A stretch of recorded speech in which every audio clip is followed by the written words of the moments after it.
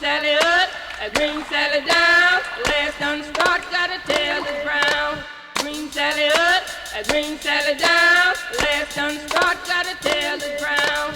Green Sally up, green Sally down. Last done start, got a tail that's brown. Hey, I'm Nick with the Kayak Kaddy team. Today we're going to walk you through how to put together a ram connector kit, as well as measure from the stern of the kayak to the bow of your kayak caddy properly. We're also going to walk you through a list of everything you need to put it together. What's important here is you want to make sure your kayak caddy is right beside you. You want the hatch within arm's reach of where you're sitting comfortably in the cockpit. And then what we're going to do is we're going to measure exactly how far it is from this point, right behind the pad eye, and to your attachment point on the kayak.